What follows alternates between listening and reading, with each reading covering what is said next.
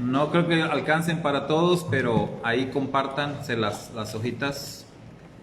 Los que no traigan, los que ya traigan, que ya las imprimieron. Supongo que algunos ya la traen. Ajá. Gracias. Aquí yo creo que con esta... Ahí compartan.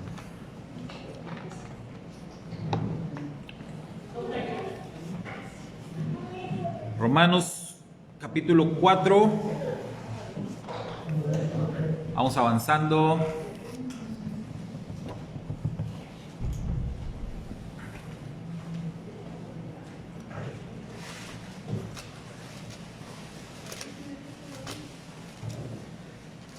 ¿Qué pues diremos que halló Abraham nuestro padre según la carne? Porque si Abraham fue declarado justo por obras, tiene de qué gloriarse, pero no lo tenía ante Dios. Pues, ¿qué dice la Escritura? Creyó Abraham a Dios y le fue contado como justicia. Al que obra no se le cuenta el salario como gracia, sino como deuda. Pero al que no obra, sino que cree en el que declara justo al impío, su fe le es contada como justicia. Como también David declara la bienaventuranza del hombre al cual Dios atribuye justicia sin obras, diciendo: bienaventurados aquellos cuyas iniquidades fueron perdonadas y cuyos pecados fueron cubiertos. Bienaventurado el varón al cual el Señor no imputa pecado. ¿Es pues esta bienaventuranza solo para la circuncisión o también para la incircuncisión? Porque decimos: a Abraham le fue contada la fe como justicia. ¿Cómo pues le fue contada? ¿Estando en la circuncisión o en la incircuncisión? No en la circuncisión, sino en la incircuncisión. Y recibió la señal de la circuncisión como evidencia de la justicia de la fe de cuando estaba en la incircuncisión, para que él sea el padre de todos los que creen sin estar circuncidados, a fin de que a ellos les sea adjudicada justicia, y padre de la circuncisión, no solo para los de la circuncisión, sino también para los que siguen las pisadas de la fe de nuestro padre Abraham, cuando aún estaba en la incircuncisión. Porque no por medio de la ley fue dada a Abraham o a su simiente la promesa de que él era heredero del mundo, sino mediante la justicia de la fe. Porque si los de la ley son herederos, vana ha sido la fe y anulada la promesa. Porque la ley produce ira, pero donde no hay ley tampoco hay transgresión. Por esto es por fe, para que sea de gracia, a fin de que la promesa quede segura para toda la descendencia, no solo para los que es de la ley, sino también para la que es de la fe de Abraham, el cual es padre de todos nosotros, como está escrito: te he puesto por padre de muchas gentes, delante de Dios, de quien creyó que da vida a los muertos y que llama las cosas que no son como si fueran, el cual contra esperanza creyó en esperanza, para llegar él a ser padre de muchas gentes, conforme a lo que había sido dicho: así será tu descendencia. Y no se debilitó en la fe al considerar su cuerpo prácticamente muerto, teniendo casi 100 años, o la muerte de la matriz de Sara, sino que, mirando a la promesa de Dios, no vaciló con incredulidad y fue fortalecido en la fe, dando gloria a Dios, plenamente convencido de que el que había prometido era también poderoso para hacerlo. Por esta razón le fue contada como justicia. Y no solo por causa de él fue escrito que le fue contada, sino también por causa de nosotros, a quienes iba a ser contada, a los que creemos en el que levantó de entre los muertos a Yeshua nuestro Adón, el cual fue entregado por causa de nuestras transgresiones y resucitado a causa de nuestra justificación. Bueno, ahí tenemos un capítulo más de Romanos. Este es el 4. ¿Cómo ven? ¿Complicado? Sí. Bastante. Complicado. Como el capítulo anterior, nuevamente pareciera que estamos leyendo como un trabalenguas, y luego más circuncisión, incircuncisión, que sí, que no, que la ley, que la fe, y la ley no, pero sin la ley no se puede, entonces sí necesitamos la ley. Pareciera que está como jugando con las palabras, sí, como que hay contradicciones, de repente dice una cosa y luego como que dice lo contrario. Por eso los escritos de Rab Shaul son complicados, son difíciles. Entonces, empecemos como lo hemos hecho en los capítulos anteriores, por ver una lista de términos teológicos que aparecen en este capítulo y sobre todo términos nuevos que no hayamos visto ya en los capítulos anteriores. ¿Ven algún término teológico novedoso? Abraham nuestro padre. Abraham nuestro padre, ¿sí? Promesa de Dios. Promesa de Dios. Puse justo por obras. Justo por obras. Justo por las obras. Justo por las obras. Bueno, ese lo habíamos visto, ¿no? En el capítulo anterior, me parece. O mejor dicho, la justicia por obras. Es parecido. Heredero del mundo. Heredero del mundo. ¿Cuál decían allá? Pecados cubiertos. Pecados cubiertos. Muy bien. ¿Justicia de qué? La justicia que es por fe. Ese es un término muy importante, ¿verdad? Que se va a manejar muchísimo, se maneja mucho en esta carta a los romanos. La justicia que es por la fe. La simiente, Jesús. ¿La qué? Simiente. La simiente. Ok, la palabra simiente aplicada o en el contexto del pacto, ¿verdad? Se vuelve un término teológico, ¿sí? Recordemos que la palabra simiente es semilla, es esperma, viene de esperma, semilla, simiente. Fe de Abraham. Pero se vuelve teológico porque está en el contexto del pacto que el Eterno hizo con Abraham. La fe de Abraham, Heredero del mundo. Yo te sí. heredero del mundo, Transgresión de la ley. De la ley. fíjense. ¿Transgresión de qué? De la ley. Transgresión de la ley. Vida a los muertos. Muy bien. Entonces, ¿se fijan cómo cada capítulo que vamos avanzando aparecen nuevos términos teológicos? Con lo cual confirmamos que esta carta escrita por Rab Shaul a los romanos pues está llenita de teología, ¿verdad? Es una carta muy, muy teológica de principio a fin. Entonces estamos ya en el cuarto capítulo y no dejan de aparecer términos teológicos nuevos en cada capítulo. Entonces esto habla otra vez de lo difícil o complicado que puede ser el entender bien esta carta. ¿Qué palabras se repiten? Justicia. Circuncisión, obra, incircuncisión, gracia, fe, bienaventuranza, obras, bienaventurados, promesa, descendencia, promesa, ley, Abraham. padre, Abraham. creer, Justificación. Muy bien. bienaventurado, circuncisión e incircuncisión. A ver, hermana Shirley.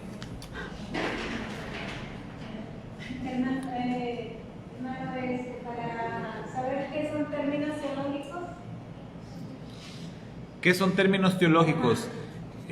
Son palabras que están aplicándose, que nos hablan acerca de Dios, algún aspecto que tiene que ver con Dios, o que nos hacen mención de alguna doctrina bíblica, ¿verdad? Cuando es una palabra así, como las que acaban de decir ahorita, ¿verdad?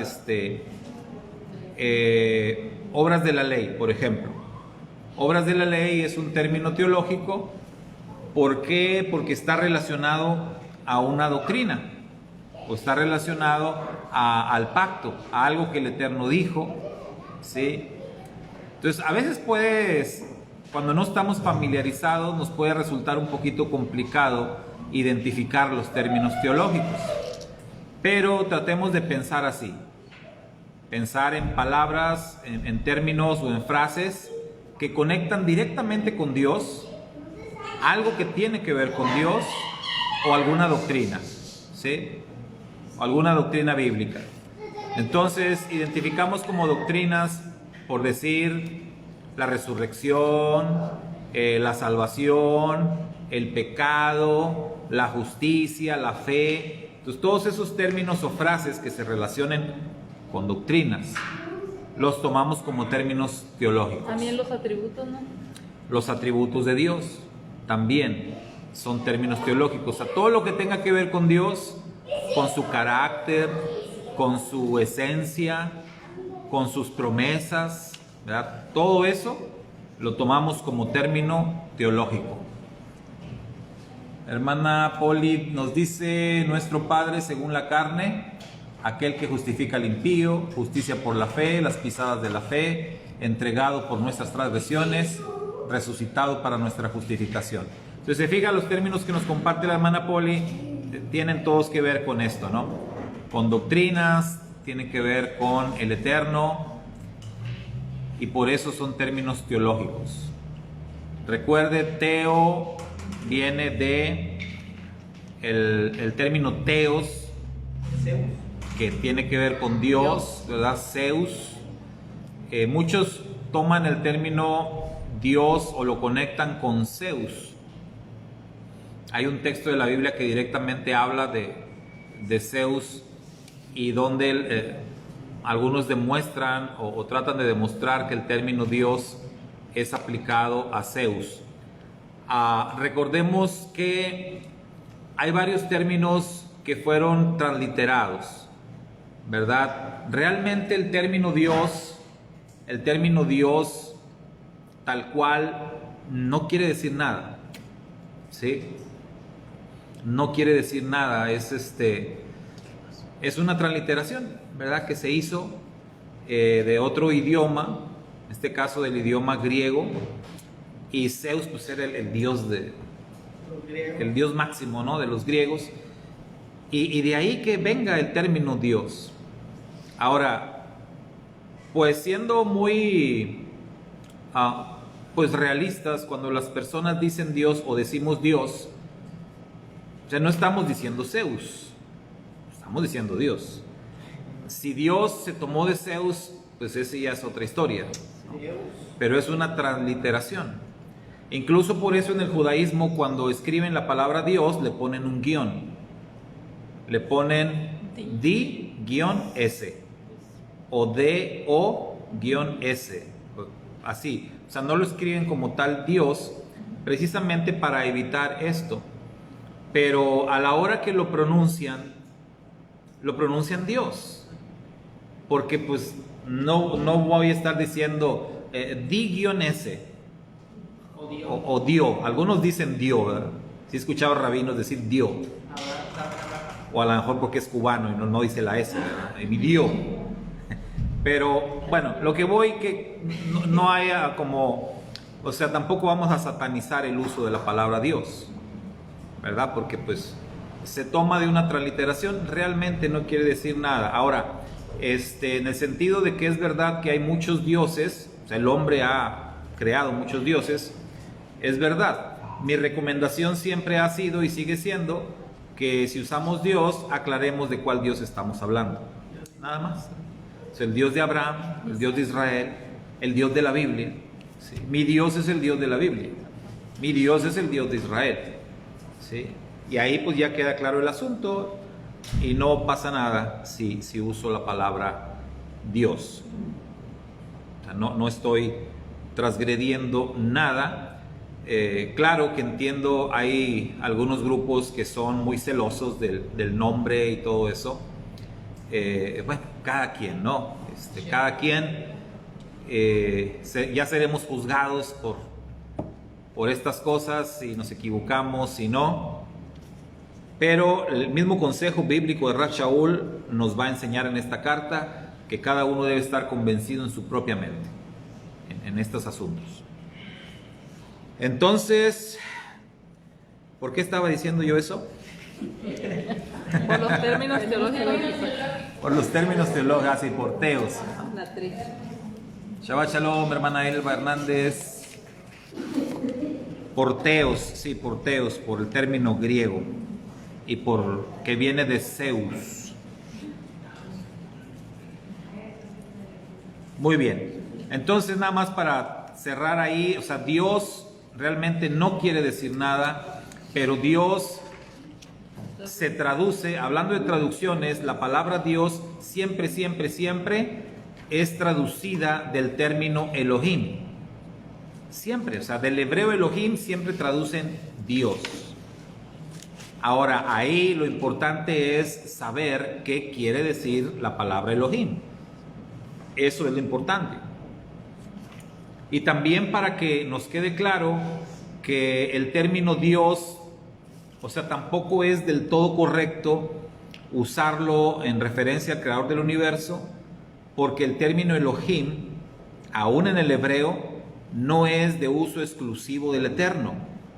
O sea, cuando dices Elohim o cuando la Biblia dice Elohim, no siempre está hablando del Eterno, porque Elohim como tal, esta palabra hebrea Elohim, se le adjudica tanto a una persona, se le puede adjudicar a un ser humano, se le puede adjudicar a un ángel y también se le adjudica al creador del universo, Una deidad. a una deidad, a cualquier deidad. Entonces, Elohim de hecho es plural.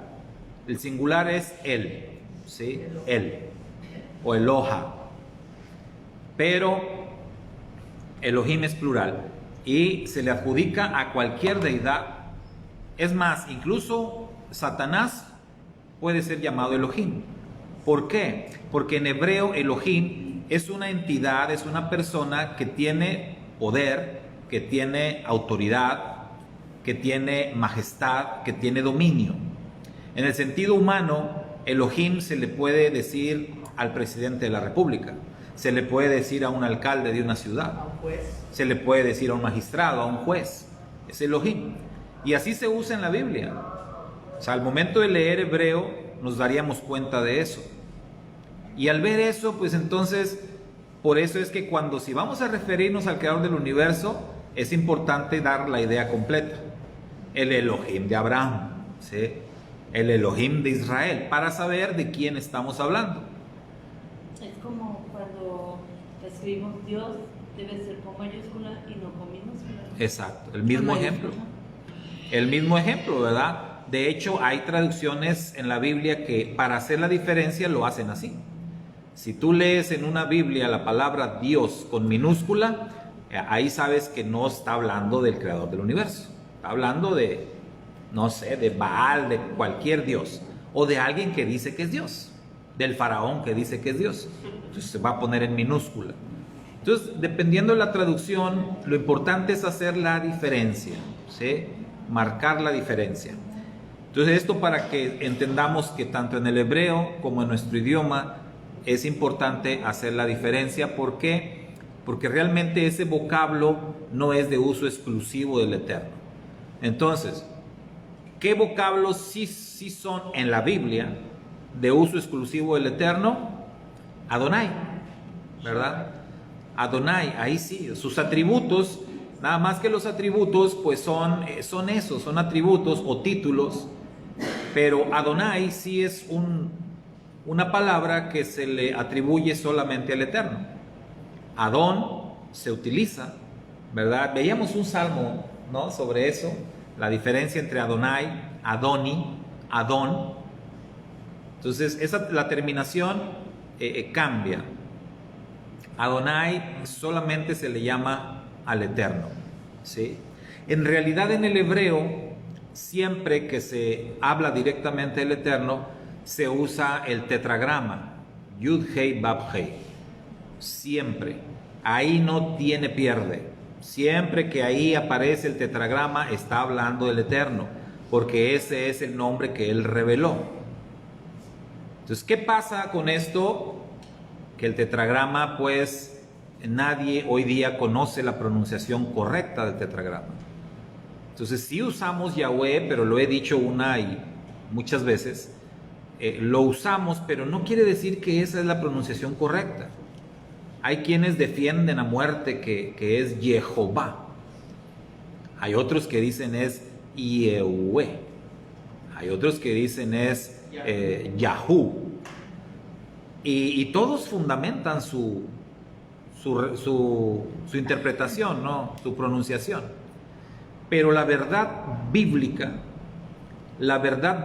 es que, hablando de continuidad, cuando se rompió la línea de la continuidad en los sacerdotes, en el ministerio sacerdotal, también se rompió la continuidad con la pronunciación correcta del nombre sagrado.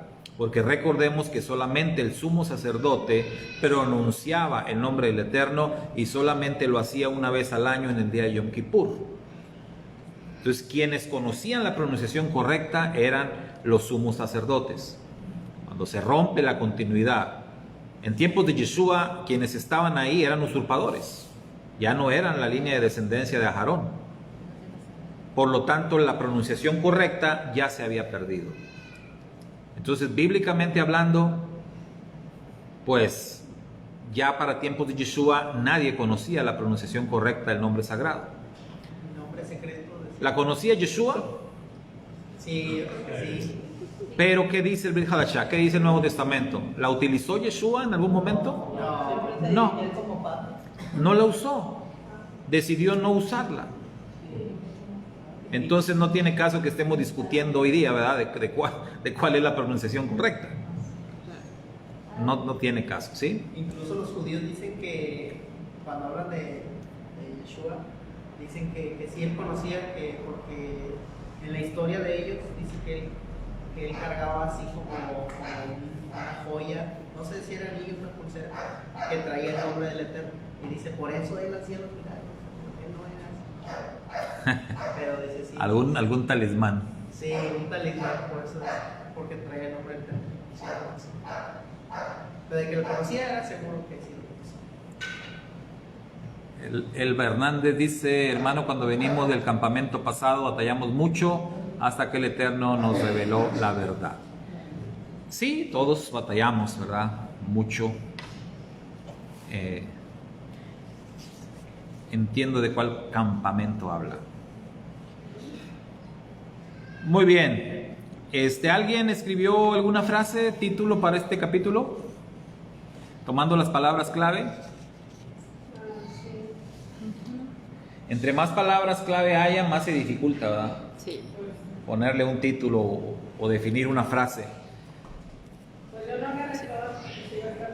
Sí, estamos claros. Es que se me ha olvidado decirles que sea una frase corta. Yo puse la justicia de la fe. Justicia de la fe. La justicia de la fe, ok. Yo puse El perdón y la justificación alcanza a todos de la misma forma. También Ok, fortalecidos muy por bien. medio de la fe. Yo puse Abraham declarado justo por fe. Abraham declarado justo por fe. Y Ok. puse creer con fe para justificación de pecado. Muy bien. ¿Alguien más? Yo puse bienaventurados los justos que como el padre Abraham cumplen la ley. Ok. Muy bien. Justicia a través de la gracia. Justicia a través de la gracia. Muy bien. Podría ser. También le podríamos poner así como gracia o ley, ¿no? A manera de pregunta. Gracia o ley, Ley en o gracia contra ley, Ley en gracia. también puede ser. De hecho es el tema que está manejando, ¿no? Rab Shaul. Se empieza a manejar desde aquí y que va a continuar. Muy bien, ¿cuál es? Pregunta 4, ¿verdad? Sí. ¿Cuál es el meollo del asunto en los versos del 1 al 5? ¿Todos saben qué quiere decir meollo? El enredo. Pues el énfasis. Oh, no sé. Decir el meollo de la ¿Enredo? No. ¿No? Ley. El meollo. Como decíamos, bueno, El- la idea principal. Sí, nada más que me gusta esa palabrita. O sea, le pude haber puesto la idea principal, pero me gusta la palabra meollo. El meollo del asunto, o sea, es sí, la idea principal, la clave, ¿no? La semilla. Es como, a ver, de todo lo que dijiste, ¿qué es? ¿Cuál es el no? ¿Qué es lo importante? ¿Qué es lo principal ahí? Que Abraham fue justificado por la fe y no por obras. ¿Ok? ¿Escucharon todos? ¿Están de acuerdo? Sí. Así le Dos puse. caminos para justificar, o por guardar tus mandamientos o por la fe, o sea, por creer. Pero ahí en lo que está diciendo, tal cual y lo presenta en los versos del 1 al 5, Sí. De Abraham Se habla de Abraham. que Abraham fue justificado por la fe fue justificado por la fe. y no por obras. O sea, porque está haciendo como que la diferencia, ¿verdad? No fue por lo que hizo, o sea, no fue por sus obras. O sea, está enfatizando esto, ¿no? Entonces no perdamos de vista ese énfasis de que Abraham fue justificado por fe y no por obras. Pero el meollo del asunto era que ellos decían que si había sido justo por obras o justo Por fe. justo por fe. Ese era el O sea, es lo que es meollo del es lo asunto. que está sobre la mesa. La discusión que está sobre la mesa es, por eso les decía, como un título, fe contra obras o ley contra gracia, que es el mismo concepto. La hermana Poli nos dice, somos justificados por fe y no por obras. Sí, eso es, y no lo perdamos de vista, es lo que está sobre la mesa, es esa discusión. Sí. Ok, número 5, ¿cómo aplicó este mismo principio al rey David? O sea, eso de que Abraham fue justificado por la fe y no por las obras. ¿Cómo aplicó este mismo principio al rey David? Porque ahí en los versos siguientes habla de David. Incluso dice, como también David, conecta a David con Abraham. Declara la vida. Sí. O sea, pone de ejemplo a Abraham y luego David. Entonces, por eso la pregunta, ¿cómo aplicó a David? ¿Verdad? ¿O qué le pasó a David? ¿O en... ¿Ok? Sí, que a pesar de sus pecados, el Eterno tuvo misericordia y gracia hacia David. Yo puse también en que David está de acuerdo con Abraham en cuanto a la idea de una justificación dada y no ganada. Ok. O sea, no ganada por obras, sino dada por la fe. Encontré una referencia en un salmo, el Salmo 32, 1 y 2, que es un salmo de David, en donde él pues dice esto. Dice, feliz aquel a quien se le perdona su transgresión, a quien se le ha cubierto su pecado. Feliz el hombre a quien Yahweh no le cuenta su delito y en cuyo espíritu no hay engaño.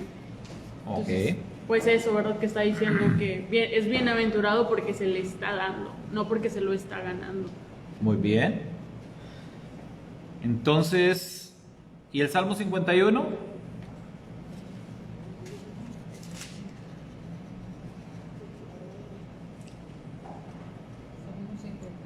Dice la hermana Poli, porque también fue contado justo sin importar sus obras.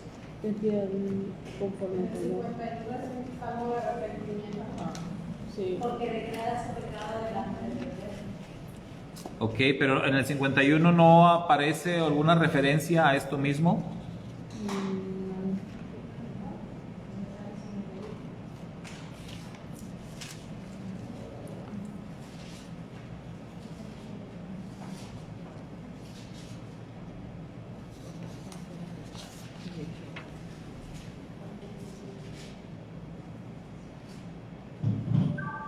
el Salmo 51 es Fuerte defensa, compasión por las transgresiones. Ujú. Sí, entonces está la idea, ¿no? De lo que decía Perla, que tanto Abraham como David están creyendo que el Eterno va a borrar sus pecados o va a quitar sus pecados sin tomar en cuenta sus obras, sin necesidad de tomar en cuenta sus obras. Entonces, si recordamos el caso de David cuando él pecó con Betsabé y cuando llegó el profeta a confrontarlo, ¿se acuerdan que el profeta le contó una historia, y cuando David es confrontado y se le dice, tú eres ese hombre, David dijo, pequé contra el Eterno. Y el profeta le dijo, y él ya perdonó tu pecado. Entonces, quiere decir que el Padre ya le había perdonado a David su pecado sin que, o sea, David ni siquiera lo había reconocido, confesado, nada, y ya su pecado había sido perdonado. Y el hecho de que David creyera eso es lo que le es contado como justicia, igual que Abraham. O sea, estás creyendo en algo que aún no ocurre, que no se ha dado, o en algo que no entiendes, que es como se describe el tema de la fe. Entonces, tanto Abraham creyó de esa manera como David también creyó de esa manera. Pero en el caso de ambos, después vamos a comentar, de acuerdo al concepto de fe correctamente aplicado, ambos vivieron situaciones o se vieron afectados físicamente, tanto por la cuestión, en el caso de Abraham, de creerle al Eterno, como parte de creerle a Abraham hizo muchas cosas. Y David, por causa de su transgresión, aunque había sido perdonado, padeció muchas cosas.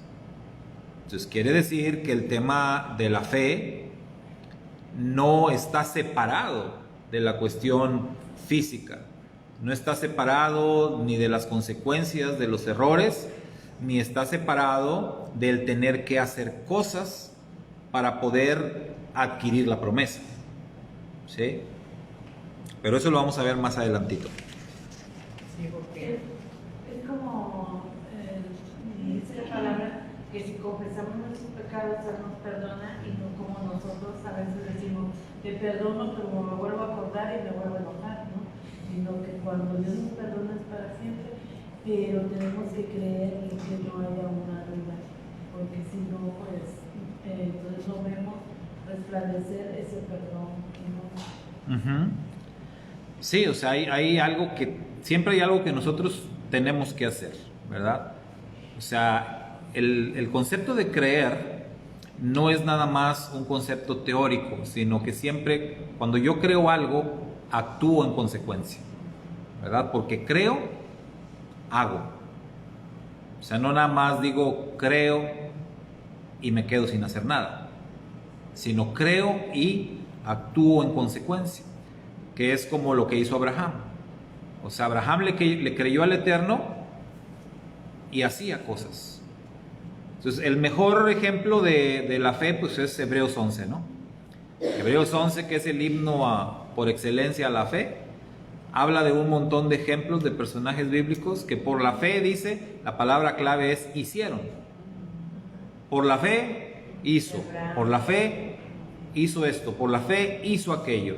Todos por la fe hicieron cosas. Entonces la fe no está separada jamás de las obras. De la instrucción que Dios nos da. Entonces el error a veces, o el error de muchos, es querer separar la fe de las obras. Y pareciera que Pablo está aquí separando o poniendo en contra la fe de las obras, pero no. Vamos a ir descubriendo que no es así. Todo lleva como cierta manera. Continuidad. Sí. ¿Qué significan los términos circuncisión e incircuncisión en los versos 9 y 10? Hace referencia a los judíos Sí, Ok. yo puse eso también, pero no quiero así decirlo.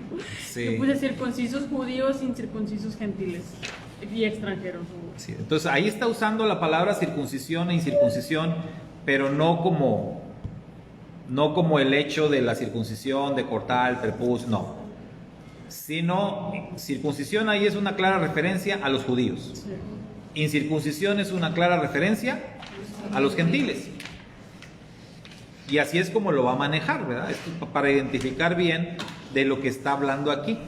Entonces, el Rab Shaul aquí no va a estar hablando de la doctrina de la circuncisión, sino está hablando de personas. Entonces, otra vez, circuncisión, judíos, incircuncisión, gentiles. ¿Sí? ¿Qué es la circuncisión según el verso 11? Una señal. La señal del pacto. Un sello de justicia. Ajá. Señal del pacto. Por ser justos y creer. Yo le Creído y puse- somos justificados por la fe. Es una señal, ¿verdad? Dice que es la señal del pacto. Y también dice que es la evidencia de la justicia de la fe. Entonces no hay que perder de vista esto, ¿no? Dice, la circuncisión es la evidencia de la justicia de la fe. Entonces, Demuestra que Dios ya había aceptado a Abraham. ajá. Pues es una señal y es una demostración. Entonces, estos son conceptos muy interesantes, ¿no? Es una señal y es una demostración. Entonces es cuando vamos a llegar al tema de la salvación, si la salvación es por gracia o es por obras. A mí muchas veces me han dicho, es que tú ya no crees que la salvación es por gracia. ¿Quién dijo eso? La salvación no puede ser de otra manera. La Escritura declara que es por gracia, no puede ser de otra manera. Solamente es por gracia. El error, ¿verdad? Lo que yo les digo y donde sí muchos se equivocan, es que tú malentiendes la gracia. Muchos malentienden la gracia. Y aquí está explicando que hay una señal, que es algo que va a ser una demostración. Es como cuando dice Jacobo en su carta, tú dices que tienes fe, yo digo que tengo obras. Muéstrame tu fe sin tus obras y yo te voy a demostrar mi fe por mis obras. ¿Sí? O sea, yo quiero que tú me muestres, pero yo te voy a demostrar. O sea, yo voy a dar una demostración. Yo te voy a mostrar una señal, que es lo que dice aquí, una señal, una demostración. ¿Sí? De fe. Y dice que son las obras la demostración. Así como la circuncisión acá se convierte en una señal, en una demostración de la justicia por fe. Abraham le creyó al Eterno y le fue contado por justicia, es decir, él es declarado justo por la fe. Eso no se discute. Pero esa justificación por fe de la que fue objeto Abraham queda demostrada a través de la circuncisión. La evidencia es como hace un momento que leíamos los salmos, ¿no? Esa luz que resplandece cuando tenemos la palabra. Y al ser ahora sí justificados, dice, yo no me voy a avergonzar del Evangelio, no me voy a avergonzar de hablar la palabra, y mis acciones van a ser las obras, a mi punto, a como entiendo la palabra, mis obras van a ser mi actuar con los demás, no las obras, porque muchos quieren creer dando lo material, creen que eso son obras, sino realmente que uno hable la palabra, que uno viva la palabra para que otros quieran acercarse a la palabra y no decir, pues mejor yo no quiero saber de la palabra porque así como eres, mejor no. Y eso uno vuelve a caer, pues evitar caer en ser piedra de tropiezo. Okay. Ahorita al final vamos a ver un texto que es clave, importantísimo, de otra de las cartas de Rab Shaul, en donde vamos a poner muy en claro el tema de las obras. O sea, ¿qué realmente son las obras como señal? Las obras como evidencia, ¿verdad? Porque acaba de decir algo la hermana muy, muy importante, ¿verdad? De que hay personas que creen que por lo que hacen, pero también hay otros que predican, pero por sus obras la gente no les cree.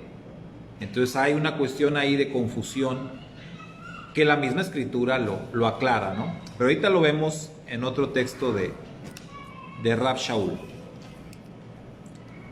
Ok, entonces la circuncisión es una señal, es una demostración de la justicia por la fe. Otra vez, otro meollo del asunto. Otro meollo. Versos 13 al 16. ¿Cuál es el meollo ahí? 13 al 16.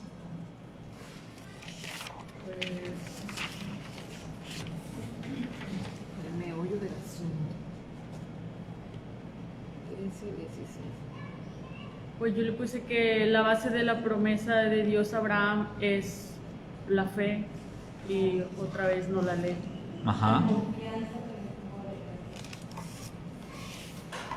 Pero dice que la ley causa ¿qué? Causa ira. Ira. Ah, Sí. caray. ¿Cómo? Entonces, se fijan, está otra vez lo mismo. O sea, el meollo del asunto, ¿no? Sigue siendo el planteamiento, el debate, la discusión que está sobre la mesa. Gracia o ley, fe o obras. Eso es lo que está Pablo, nada más que cambia los términos, ¿no? Pero básicamente sigue hablando de lo mismo. Entonces, otra vez, en los versos 13 al 16, ahí habla y dice, porque no por medio de la ley, fíjense, no por medio de la ley fue dada a Abraham o a su simiente la promesa de que era heredero del mundo, sino mediante la justicia de la fe. Porque si los de la ley, ahora, ¿quiénes serán los de la ley? Los judíos. Si los de la ley son herederos, entonces la fe es vana, entonces la promesa se anula, dice, porque la ley produce ira, pero donde no hay ley, tampoco hay transgresión. Ahora, recordemos, en el capítulo anterior dijimos que cuando Pablo está hablando de ley acá, se está refiriendo a la ley de los rabinos, no a la Torá. No está hablando de la Torá, está hablando de la ley de los rabinos. ¿Cuáles eran las leyes de los rabinos? Las leyes orales, ¿sí? Las leyes orales, los mandamientos añadidos, los mandamientos agregados a los mandamientos escritos. Que eso de ninguna manera tiene que alterar el tema de la salvación, de la gracia. Eso era otra cosa. Exacto, o sea, hablábamos en una de las reflexiones hace poco en los evangelios del tema de lavado de manos, ¿no? Cuando le dicen a Yeshua, ¿por qué tus discípulos no se lavan las manos antes de comer? Entonces no los están juzgando de cochinos, ¿verdad? Sino, ¿por qué no llevan a cabo el ritual que nuestros rabinos nos han ordenado que se tiene que hacer antes de comer? Entonces tienes que observar el ritual. Entonces, yo recuerdo un compañero, cuando trabajaba en la maquiladora, un compañero que era supervisor, que a la hora de la comida, llegábamos al comedor, servían todo, y ya nos sentábamos a comer, y pues normalmente nos sentábamos ahí, ¿no? Varios juntos, él se sentaba con nosotros, y entonces pues ya íbamos a empezar a comer, y este cuate, ¿no? Este amigo, era de que tenía ahí el plato y agarraba y hacía esto. Y nosotros así como, hasta dejábamos la comida, ¿no? Porque pues sí nos imponía, ¿verdad? De que se ponía en una actitud así, pero bien espiritual. Cerraba sus ojitos, levantaba su rostro al cielo, levantaba sus manos y se quedaba así. Y lo malo que se quedaba bastante rato. Y nosotros ya con hambre, pues a qué hora sacaba ¿no? Ya para poder comer. Porque no te sentías a gusto de empezar a comer tú y él ahí rezando. Supongo que estaba rezando. Entonces ya como que pues amén y ya ok, ya vamos a comer. Y pues eso era como que, oye, este cuate, ¿no? Bien espiritual, bien religioso. Y algún tiempo después descubrimos, él estaba casado y andaba con una muchacha ahí. Y dije, no, ¿sabes qué? Sácate de aquí. Ya salía con sus conambres, yo voy a comer. Hipócrita, lo que decía la hermana, ¿verdad? A mí no me vas a apantallar con tus rezos, ¿no? Con tus cosas. Esa es la referencia, o sea, ¿por qué tus discípulos no se lavan las manos? ¿Por qué no llevan a cabo el ritual de la purificación? ¿Mande? Todavía está vigente ese Ah, sí, todavía. Entonces, ahí el asunto es ¿verdad? Ahí el asunto es de que existía y existe una ley oral. Y Rab Shaul aquí está hablando de esa ley. Las leyes de los hombres, los mandamientos ordenados por hombres, en contra de los cuales Yeshua también habló. Yeshua jamás se pronunció en contra de la Torá. Jamás. O sea, lo que mucha gente no entiende es eso. Piensan que él habló contra la ley. Habló contra la ley de los hombres, no contra la ley de Dios. ¿Cómo iba a hablar contra la ley de Dios? Si él decía, el Padre me envió, mis palabras que yo hablo no son mías, son del Padre. Él es el siervo de Adonai. O sea, él vino para cumplir con todos los mandamientos del Eterno. Entonces, pero sí estuvo en contra de las leyes de los hombres. Hay que aclarar, tampoco estuvo en contra de todas, Tampoco estuvo en contra de todas las leyes de hombres. Yeshua observó y cumplió leyes de hombres también. ¿Sí? Se sometió a las que eran justas. Pero toda ley de hombres injusta, él la señaló. Él la confrontó. Entonces lo que está haciendo Rab Shaul aquí es también lo mismo. Cuando ya entendemos eso, entonces el texto ya pinta diferente. No está hablando contra la ley del Eterno. Está hablando contra la ley de los rabinos. Ahora, Yeshua mismo estableció también leyes, ¿sí? Por así decirlo, rabínicas, porque él era un rabino. Que eso era lo que hacía Yeshua cuando él dice, ¿oísteis a los antiguos que fue dicho? No cometerás adulterio. Mas yo os digo que cualquiera que mire a una mujer para codiciarla en su corazón, ya adulteró. Entonces, ¿qué está haciendo Yeshua? Está ahí expandiendo la ley. Está poniendo una ley rabínica. O sea, tú oíste que Moisés dijo esto. Yo te voy a decir esto. No está cambiando la ley de Moisés. Lo que él está haciendo es lo que en el judaísmo le llaman poner una cerca de protección. ¿Sí? Es una cerca de protección. Entendámoslo de esta manera, ¿verdad? Aquí está el precipicio. Si tú cometes adulterio, o sea, aquí cometes adulterio y aquí ahí está el precipicio. Moisés te puso una cerca aquí. Yo te voy a poner una cerca más acá. Para que ni siquiera te acerques a aquella cerca. O sea, entiéndase que los mandamientos rabínicos siempre van a ser más complicados que la Torá. ¿Sí? Pero los mandamientos rabínicos de Yeshua van encaminados hacia nuestro bienestar. Entre yo más lejos esté del peligro, voy a estar mejor. Pero los mandamientos de los rabinos no eran así, o sea, de otros rabinos. Sino que los mandamientos de otros rabinos se convertían más bien en cargas. Para conveniencia de ellos mismos. Ah, sí, claro. Y por eso el maestro los denunciaba. Y porque les decía, ustedes les ponen cargas a ellos que ustedes mismos no cumplen. Y eso no se vale. ¿Sí? No puedes estar enseñando algo que tú no practicas. Eso no se vale hacer. Entonces, eso sí habló contra esas cosas. Hay una que también mencionó que dice sobre el corbán, que dice que ustedes, es que ustedes le dicen que a los hijos que le digan a los padres que todo lo que yo te pueda dar a ti como padre, no te lo puedo dar porque lo voy a dar como corbán. Para ellos era beneficio porque el dinero ellos que tenían, pues ya no se lo daban a los padres, ya no se lo daban, sino lo daban en el templo. Sí. Y ese dinero del templo, pues lo agarraban. Ya se lo di a Dios, ¿verdad? Da a César lo que es de César y a Dios lo que es de Dios.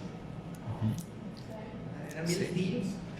Sí, o sea, ese es en otro contexto, ¿no? Hablando de los gobernantes y las leyes de los hombres, en el que dice Sergio era que ellos enseñaban a quebrantar el mandamiento de honrar a los padres. Y entonces ellos le decían a su papá, mira, papá, pues yo con todo gusto te ayudaría, yo te daría un dinerito, pero pues ¿qué crees? Lo que te podía dar ya lo di de ofrenda en la iglesia. Pues ni modo. Entonces es ahí donde Yeshua les decía, hipócritas, porque están deshonrando el mandamiento. O sea, antes que vengas a dar en la iglesia, en el templo, dale a tu papá. O sea, allá es la prioridad, allá es lo importante, la familia es primero. No vengan a darse baños de pureza, de religiosidad, diciendo yo doy acá. No, que era lo que hacían, ¿verdad?, los religiosos, y hoy en día lo siguen haciendo muchos. Entonces él denunciaba eso y decía, no puedes, no se debe de poner leyes a las que ya existen del Eterno en beneficio del hombre, o sea, para ti mismo. En beneficio del prójimo sí, pero no en beneficio de ti mismo. Eso era lo que Yeshua condenaba, ¿sí? Entonces entendamos bien, Rab Shaul está hablando aquí de ley, las leyes de los rabinos. Está enfrentando la justicia que es por la fe contra las leyes de los rabinos. Entonces ese es el meollo en esos versos, ¿no? Otra vez. ¿En qué consistió la fe de Abraham según los versos 17 al 21? ¿En qué consistió la fe de Abraham? Bueno, yo puse que nunca dudó de la promesa, que la promesa iba a cumplirse, la promesa que le había hecho el Eterno de su descendencia. Okay. Sí. Que Abraham, conociendo la condición y los limitantes de su esposa, las limitantes físicas, ¿verdad?, que él creyó plenamente en que en la promesa que Hashem le estaba haciendo de ser padre de naciones. Ok, pero hay una frase ahí. Y que creyó en lo imposible, en la esperanza contra esperanza.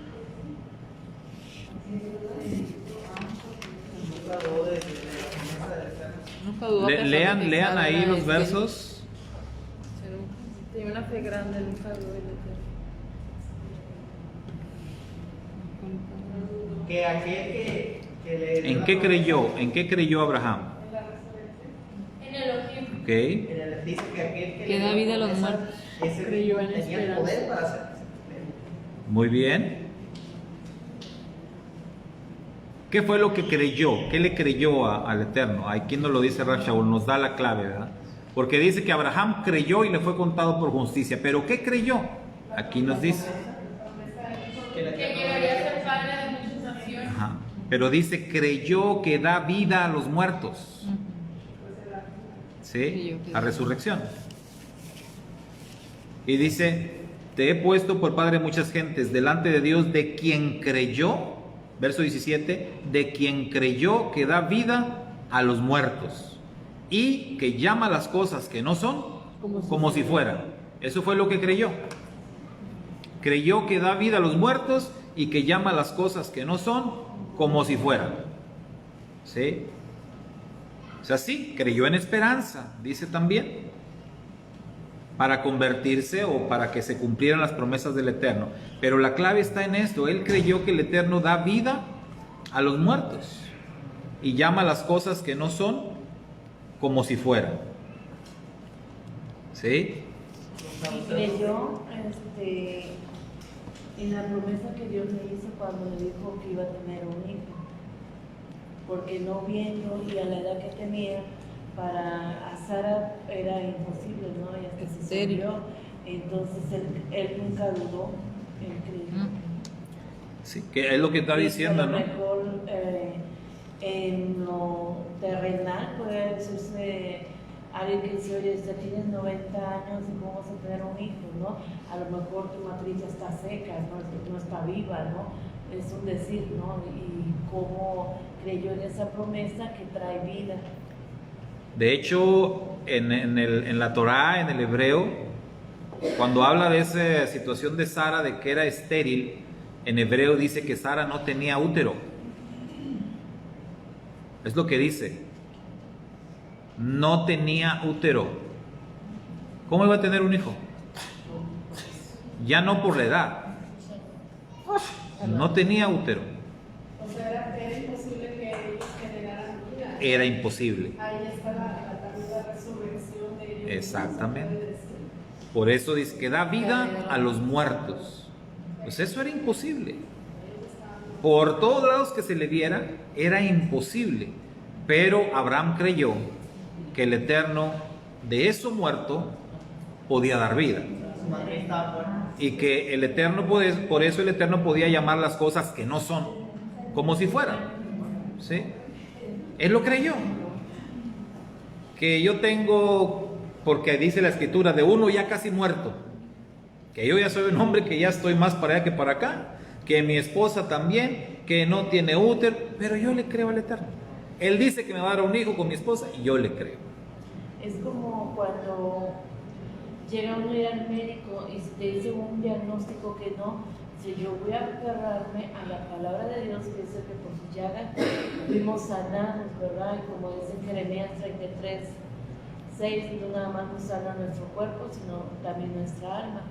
Entonces, ¿qué pasa cuando alguien no conoce a Dios, cree ese diagnóstico, lo hace suyo y se puede estar en vida pero muerto, ¿no? ¿Por qué? Sí. Porque estamos esa esperanza, ¿no? Así es. De vida. Sí, o sea, por eso la Escritura nos insta, ¿verdad?, a aferrarnos a la promesa de Dios. O sea, dice aquí contra esperanza. O sea, tú vas a tener esperanza contra esperanza. O sea, aunque todos te digan, no, tú ya estás perdido, no, tú aférrate. Aférrate a la palabra, aférrate a la promesa. Y, aunque no fuera así, como dijeron los amigos de Daniel, nosotros creemos que el Eterno es poderoso para librarnos de tu mano, oh Rey, y para librarnos del horno de fuego. O sea, aviéntanos ahí, ¿verdad? No tenemos miedo, nuestro Elohim es poderoso para liberarnos. Y dijeron ellos, y aunque así no fuera, porque cabe la posibilidad de que el Eterno quiera que muramos ahí. Aunque así sea, lo que tú tienes que entender es que nosotros jamás nos vamos a rodear ante ti. Punto. ¿Sí? O sea, es una fe inquebrantable. Una fe a toda prueba. Y el Eterno quiso honrar la fe de ellos. Y los liberó. No siempre va a ser así, ¿verdad? A veces vas a tener que entregar tu vida como mártir. A veces, como Rab Shaul, vas a tener que padecer la enfermedad. Y el Eterno no te va a sanar. Pero eso no quiere decir que se ha olvidado de ti, o que no te está escuchando, o que tu fe es vana, de ninguna manera. Simplemente es su voluntad, son sus caminos. Y la fe consiste en que uno permanece aferrado a esa fe, pase lo que pase. Yo no me muevo de lo que Él me ha prometido. ¿Sí? Ahí voy a estar. Entonces de eso se trata la fe. Y Y, mañana estábamos escuchando el canto de Julio Melgar y a mí me impactaba, ¿verdad?, su fe y su esperanza siempre. Y cuando estaba en los conciertos, o sea, siempre tenía como la esperanza de que él iba a vivir. Y bueno, ¿verdad?, pues para nosotros sigue viviendo a través de su testimonio y todo, porque la verdad que el Padre lo sigue usando de gran manera, sigue tocando corazones a través de su testimonio, de los cantos que él dejó, ¿verdad?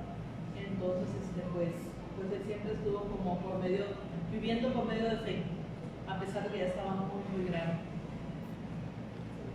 así es. ¿Recuerdan que les he recomendado una película que se llama Un Paso al Cielo? ¿Sí la han visto o no la han visto? No. Hay una película de esas que hizo Armagedón hace muchos años. Hizo algunas no muy buenas, ¿no? Pero sí hizo buenas películas Armagedón. Hay una que se llama Un Paso al Cielo con Leticia Perdigón. Un Paso al Cielo, donde trata de una mujer que se convierte al Señor, que está enferma, tiene una enfermedad de muerte, y ella se aferra desesperadamente a la fe, creyendo que el Eterno la va a sanar. Y pero ¿qué no hace esa mujer, ¿verdad? Buscando el favor del Eterno y buscando la sanidad. Y se aferra con todo. Esa es la trama de la película, pero finalmente ella muere por causa de su enfermedad.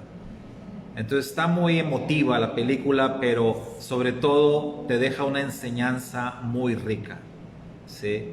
Muy profunda, en donde el Eterno siempre va a hacer su voluntad perfecta sobre lo que nosotros querramos, porque es otra enseñanza de Rab Shaul. O sea, ¿qué realmente es lo que nosotros necesitamos? No lo sabemos. No sabemos pedir porque no sabemos qué es lo que realmente necesitamos. Creemos que necesitamos esto o aquello y eso le pedimos al Eterno, pero dice Rab Shaul, no sabemos pedir. Entonces por eso nuestras oraciones siempre deben de ser al más puro estilo del Maestro: hágase tu voluntad, Señor, no la mía.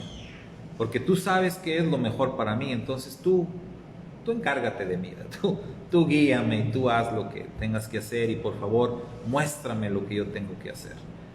Y no estar pidiendo, ¿verdad?, cosas, porque es como el ejemplo de aquel hombre que se queda, se le descompone su barca allá en alta mar y anda él en un velero. Y pues ya está ahí, empieza a orar, pues es creyente, empieza a orar: Señor, por favor, mándame un viento fuerte que me empuje hasta allá, que me lleve hasta la playa. Y mándame y ahí está orando, y nunca sopló nada de viento. Y ya pasaron muchísimas horas y ya se cansó de orar, se cansó de pedir. Y cuando ya está desfalleciendo por la sed, por el cansancio, por el sol, por todo, de pronto se oye el motor de una lancha que iba pasando por ahí. Lo vieron: ¡ay, qué pasó! Y ya lo ayudan, lo amarran y lo van remolcando. Y entonces él se queda pensando: bueno, yo todo el tiempo estuve orando por un viento, dice, y Dios me cambió la respuesta. No, la cosa es que te salvaran. El cómo, pero que te salves, ¿sí? Una vez vivimos esa experiencia, andando en alta mar. Andábamos con un amigo allá en la Barra del Tordo, andábamos pescando en alta mar y andábamos bien adentro, como 18, 20 kilómetros adentro en el mar, donde ya no ves tierra. Y si alguna vez han andado allá, pues cuando ya no ves tierra, algunos se desesperan mucho, ¿no? Cuando ves pura agua, es un efecto ahí, ves todo azul, ves el cielo, ves el mar y como que estás en medio de una esfera azul para todos lados. Entonces puede ser desesperante, ¿no? Y bueno, andábamos allá y nos encontramos a unos marineros, allá unos pescadores, que se les había descompuesto su lancha y que ellos creo que habían pasado la noche, que habían salido a pescar y la tarde anterior se les descompuso la lancha, pasaron la noche ahí y ya había amanecido, ya era como mediodía cuando los encontramos. La expresión de los rostros de esos hombres rudos, pescadores, fue de verdad enternecedora, ¿no? Porque nos vieron y haga de cuenta, vieron la salvación, como si estuvieran viendo a Dios. Nos vieron y ¡hey! ¡Acá! ¡Hey! Pero con un gusto. A nosotros ni nos conocían ni. ¡Ay! Poco faltó para que nos abrazaran y nos besaran, ¿no? Porque ellos conocen, saben los peligros, la situación ahí. Entonces fue algo. Y el hermano que llevaba la lancha me codió y me dijo: háblales de la palabra ahorita que están. ahorita que están sí, receptivos, ¿verdad?, por la situación. Entonces, esto es la fe, ¿verdad? Creer que algo va a pasar, pero va a pasar según los planes del Eterno, no según lo que tú creas, no según lo que tú quieras, sino según el Eterno. Ahora, ya viendo en qué consistió la fe de Abraham, dice la pregunta 10, enumere cronológicamente los siguientes conceptos teológicos según ocurrieron en la vida de Abraham. Este ejercicio está bueno, ¿no? A ver, ¿cómo vamos? Dice cronológicamente. O sea, ¿cómo pasó con Abraham cada una de estas cosas? El llamado. ¿Gracia primero? No, Yo digo que gracia, porque por gracia sí. no sé, yo no sé. A ver, Yo le ustedes puse el pónganle. 1 a la gracia. Encontró gracia delante del Eterno. Halló gracia y por eso le llamó. Sí. Yo llamado y después gracias. Y luego llamado. Yo primero llamado y luego gracia y luego. Yo primero gracia y luego fe. Es que Si las obras, él ya hacía obras. Ajá. Obras, yo puse 3 obras. Esa sí me falló. Pero ya hacía obras antes de que lo Bueno, llamara. está muy capciosa porque las obras de la ley pueden ser en uno. Yo puse uno. Porque él ya hacía obras. Sí, por eso aquí halló gracia. Ay. Y él ya no le llamó. Y luego el llamado. Pero yo digo también justo. No, primero gracia antes del llamado. Justo puede ser primero hay un porque era versículo justo. que dice algo así como que la gracia es después de la fe. O sea, te justifica. Él ya era Ah, justo. pero eso es hasta en No. el llamado, después del llamado. A ver, hermana Poli, ¿cómo ve? No. Ayuda a resolver el enigma aquí. Ah, o sea, pero el último fue la circuncisión. Ese sí. ¿Ese sí lo van a poner al último? El 6. Yo digo que antes de ese, la fe, antes de la circuncisión. Ay, quién sabe. No, la fe era primero. Es la primera. Sí. El capítulo fue la justificación y luego la circuncisión. Eso sí, ajá, eso sí es después. O sea, eso sí me queda bien. Sí, yo también. O sea, fe, la circuncisión va a ir después de la fe, ¿verdad? Sí. Ya explicó eso. Fe, justificación, circuncisión. Bueno, no, sí es cierto, coincido con Karen. Creo que primero es gracia. Yo digo que es gracia. Y luego llamado. Y luego fe. Las obras, Ah, no. obras y luego gracia y luego llamado. Ah, pues muy bien. Luego fe, Fe, justificación y circuncisión. Una. Empieza con la fe. ya está. Tuvo fe y la gracia de Dios. Pero primero fue tuvo llamada. gracia para ser llamado. Y La él, gracia y cuando dada le con- llama, le cree. Y tuvo La gracia. Es que hay un verso. La hermana sí pone la gracia, la hermana Polita, número 1. La gracia. Es que la gracia es La primero. Vamos a gracia ver. para todos. La gracia es primero. Dice hermana Poli, gracia primero, fe segundo, Sí, fe segundo. justificado tercero, Ah. llamado 4, Tercero. 5 obras de la ley, 6 circuncisión. De gracia. ¿De qué opinan, hermano? Es que este verso, por ejemplo, dice. Gracia ya había. Sí, gracia. Gracia es la primera. Siempre ha habido gracia. O sea, estamos de acuerdo que gracia tiene que ser 1. 1. Yo puse obras de la ley 1 porque él estaba en las obras de la ley cuando recibió la gracia. ¿Quién sabe? Ya me Si no hay obras de la ley, como para qué gracia. O sea, uno tiene gracia. Ahora, aquí déjenme les aclaro. Aquí en la pregunta estamos usando obras de la ley. A lo mejor tuve que poner obras de la Torah. Aquí no son obras de, o sea, obediencia a hombres. Ah, ok. O sea, aquí estamos hablando de obediencia a Dios. Obras de la ley. De la Torah. Pues es que hacía cosas buenas, Obediencia al Eterno. pero no Ah, pero directamente ya así. después, eso ya es después. Entonces es después. Entonces Yo después lo del puse al- llamado. Y yo lo después puse de la al final, de fe. hecho. O sea, no son las obras buenas que él hacía No. antes del Eterno. Ah, Son No, no. obras de la Torah. o sea, Obras de Torah. O sea, obediencia al Eterno. Llamado pues lo tuvo que conocer primero. Sí, porque a lo mejor eso es lo que está causando ahí confusión. Están pensando en obras de la ley como sus obras de él, de ¿verdad? la fe. Entonces sigue de llamado porque inmediatamente obedeció. Sigue Bueno. de llamado. Ay. Ok, entonces decimos Gracias. Gracia 1. gracia, Llamado 2. Llamado. llamado, Llamado. porque primero es la gracia, por gracia es Fue llamado. Después la fe. Después la Entonces fe. él cree Él cree Él y cree. actúa en consecuencia. y actúa en consecuencia. ¿verdad? Ahí es donde viene, ahora sí que el meollo, Obras, las 3. Y luego ya. que vamos a poner después de la fe. Justificación. Justo. No, yo No, O se vamos me a hace que poner, obras- o vamos a poner circuncisión, Se me o hace- vamos a poner obras de la ley. circuncisión. No, pero ya se puso en el 4. ¿Cuál es el 4?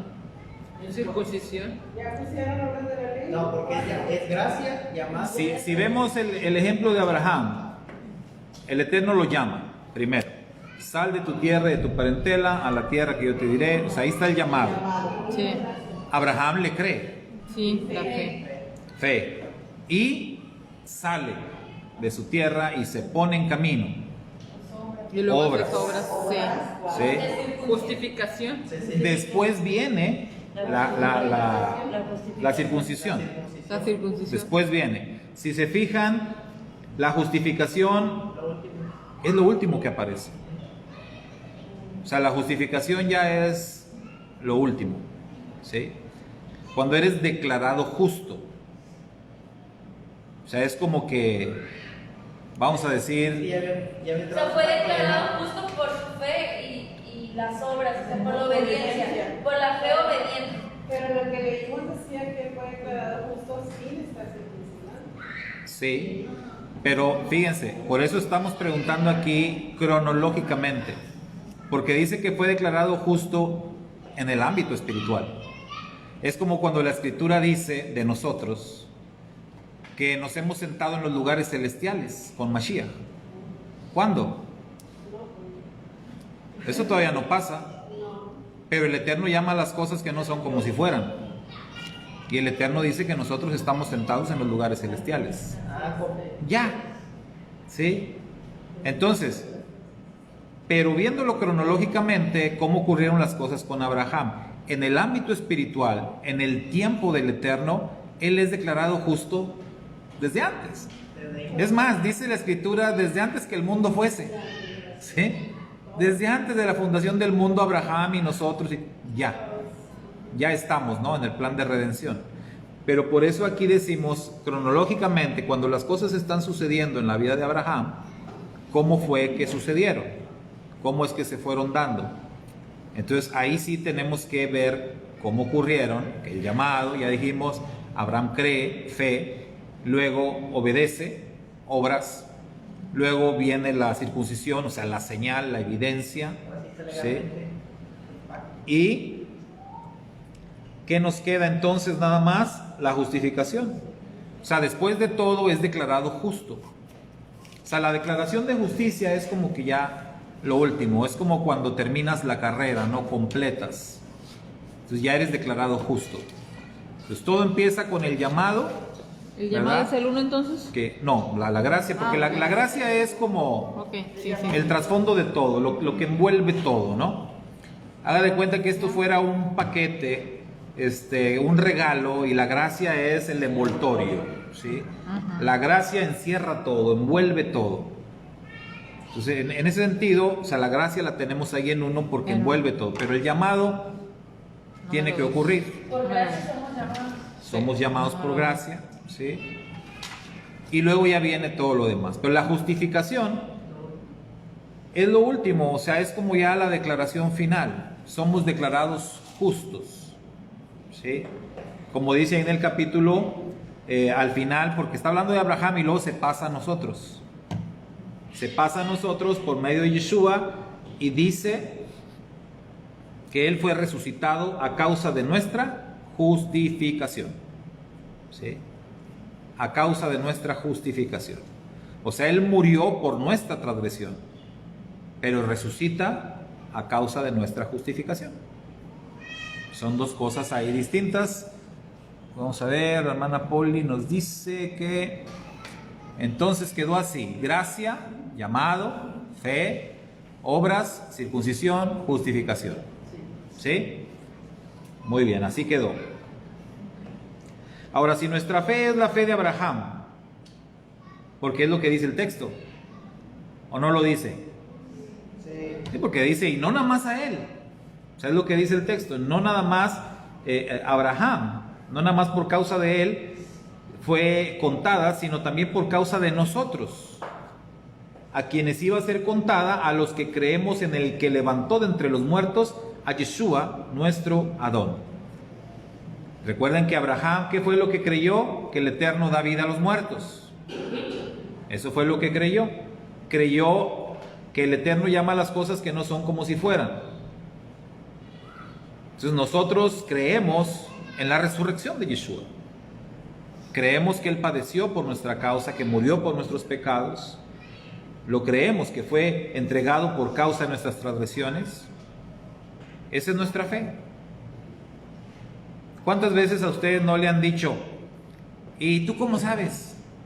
¿Estuviste ahí? ¿Tú lo viste? ¿A poco no le han dicho así? A la gente le encanta cuestionar y decir de esta manera. Y no saben que precisamente porque creemos esto, es que estamos a la altura del padre Abraham, porque eso es la fe. No estuve, pero lo creo. Sí creo. Y con todo mi corazón, ¿verdad? Lo creo. Y por eso dice aquí, ¿verdad? Que esto es para nosotros también. Entonces, si nuestra fe es la fe de Abraham, la pregunta es, ¿debemos o debimos nosotros pasar el mismo proceso en el mismo orden? Sí, yo creo que sí. Que Abraham, es decir, gracia, llamado, ¿sí? ¿Será el mismo proceso? Sí. Pues, a lo mejor sí, pero igual yo pienso que cada quien tiene un distinto caminar. O sea, pues por las cosas que suceden en nuestra vida. Pero si te refieres a los pasos tal cual así escritos, como los aplicamos ahorita. Sí, así en ese orden. Pues es que, por ejemplo, la circuncisión no aplicaría a la mujer, pero hay algún otro tipo de obediencia que puede sustituirla. Entonces, igual, el hombre puede ser eso. Sí, porque hablamos como la circuncisión del corazón, ¿no? Por alguna razón, aquí Rab Shaul explica que se está refiriendo a la circuncisión como la señal, como la demostración, ¿verdad? Entonces, una señal del pacto, una demostración de tu fe. Entonces, en ese sentido, quizás lo que tendríamos que pensar es cuál sería nuestra circuncisión física. El Shabbat. Shabbat es la señal del pacto, así. Porque la circuncisión es una señal personal. Una señal física personal. Pero el Shabbat es la señal del pacto nacional. Recuerden que la redención, la salvación, se da en dos sentidos, personal y nacional. De manera nacional para todo el pueblo de Israel, es el día de Shabbat, es la señal del pacto. Entonces, espero entender, es una señal, es una demostración. Ahora, de que se tienen que dar estos pasos, se tienen que dar. Lo interesante es que más adelante Rab Shaul en esta carta a los romanos va a hablar de un proceso y con otros términos. A los que antes llamó, a estos también los predestinó. Y cuando lleguemos ahí, vamos a acordarnos de este proceso y vamos a ver qué pasa entre los dos procesos. ¿Sí? Pero cuando lleguemos allá al capítulo 8. Bien, finalmente, ¿cuántos textos conoces de la Torá que anuncien la muerte y resurrección de Mashiach? De la Torá. Bastantes. Para empezar, Génesis. Entonces aquí dice, hagamos un ejercicio nivel Sod. ¿Qué es Sod? De lo secreto. Secreto. Entonces, recuerden que el método de interpretación hebreo consiste de 4 pasos. En el griego, los griegos tienen la hermenéutica, pero nosotros no somos griegos, somos hebreos. Entonces usamos el método de interpretación de las escrituras hebreo, que tiene 4 niveles de interpretación. Número 1, Pashat, que es el método literal, lo que dice literalmente el texto. Número 2, interpretación Remesh, que esto es los simbolismos que están en el texto, el sentido figurado de lo que dice el texto. Número 3, el Midrash. Esto es las enseñanzas espirituales que brotan a partir del texto. Y número 4, el nivel Sod, que es el nivel de lo escondido, de lo secreto, el nivel de los códigos, o sea, las enseñanzas que están ahí escondidas en el mismo texto. Entonces lo que vamos a hacer aquí ahorita, lo que vamos a ver es un nivel Sod, en un texto de la Torá, concretamente la genealogía de Génesis capítulo 5. En Génesis 5 aparece la genealogía que va desde Adán hasta Noé. O sea, estas son las generaciones, ¿no? Desde Adán hasta Noé. ¿Por qué? Porque de Adán a Noé es una etapa. Porque después de Noé, pues todo cambió. Vino el diluvio en los días de Noé y todo cambió. Y hay una nueva humanidad. Adán es el primer hombre, representa la primera humanidad. Pero esa primera humanidad, ¡pum!, se acabó. Noé es el representante de la nueva humanidad, la nueva oportunidad de redención. No. Entonces por eso nos pone ahí la genealogía de Adán hasta Noé. Ahora, dice aquí, escriba los nombres desde Adán hasta Noé con sus significados a un lado, y lo que estamos aprendiendo a hacer, armar una frase. ¿Alguien los investigó? Sí. A ver, ¿qué significa Adán? ¿Mande? Tierra. Tierra. El significado común. Hombre. También dice humanidad. Adán, hombre, sí, o sea, hombre, entiéndase humano, ¿no? O humanidad. Set, sustituto. Enos, Hermano. mortal. Yo también encontré hermano. Le han de haber preguntado a los griegos. Pues humano es alguien mortal. Enos significa mortal, o todavía más exacto, causa de mortalidad. El nombre hebreo Enos. Cainán, El que no. Herrero, yo encontré. herrero. Ujú. ¿Alguien encontró otro diferente? Adquirir. Valeria es la buena. Adquirir, comprar, posesión. Mahalalel. El que alaba a Dios. Este suena como árabe, ¿verdad? Mahalalel. El que alaba a Dios. Ah, pues son primos los árabes. No, más bien medios hermanos. El que alaba a Dios, el que exalta a Dios. Jared, Gobernante, descenso, el que viene del cielo. descenso, desciende, el que viene del cielo. Enoc, Dedicado. maestro, el que enseña. Matusalén, El hombre dardo, yo encontré. ¿el qué? Hombre dardo. Hombre Del dardo. dardo. Del dardo. Del dardo. Tiene relación con el que se envía. El hombre ¿Tú, Vale? del dardo. El enviado. ¿Alguien dijo algo de muerte? Yo tengo que Matusalén significa su muerte enviará. O el que envía la muerte, o su muerte enviará. El enviador de muerte. Algo así. Lamec, Poderoso, gustador. prominente, poderoso. Y Noé, Descanso, paz. Como descanso, el que es reposo, consolado. consolación. Bueno, entonces, una vez que tomamos los 10 nombres de esta genealogía de Adán hasta Noé y considerando los significados, podemos formar una frase. Yo les voy a leer la que tengo aquí. Ya ustedes pueden formar una suya.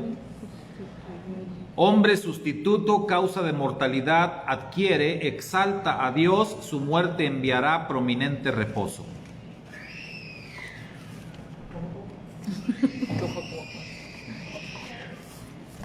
Hombre sustituto, causa de mortalidad adquiere. Exalta a Dios, su muerte enviará, prominente reposo. ¿Qué tal suena? A Yeshua. Ahí está, nada más que está escondido. ¿Sí? Ahí está el nivel Sod, ahí está el Mashiach. Se está hablando de Mashiach en estas 10 generaciones, en estos 10 hombres, en estos 10 nombres. Ahí está escondido Mashiach y su obra, su muerte. A lo mejor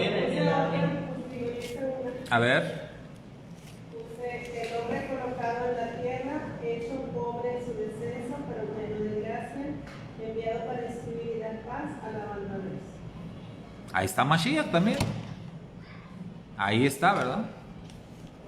Tan fácil de encontrarlo, pero ahí está. Entonces este es nada más para ver que realmente y en la genealogía de Lucas también. en la Torah siempre va a estar Mashiach. Por eso dicen los rabinos que en todos los versos de la Torah está Mashiach. Gracias, hermana Poli, por su participación.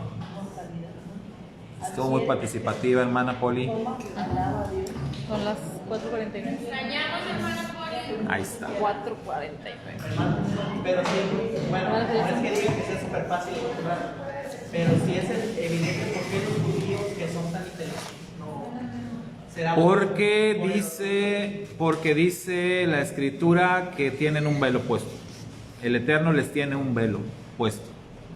Sí, a veces decimos, oye, ¿cómo no pueden los judíos darse cuenta si ahí está? El Eterno los tiene con el velo puesto. Pues de la misma forma que nosotros lo teníamos. Sí, ¿verdad? ¿Cómo no decimos? ¿Cómo no nos dimos cuenta nosotros antes?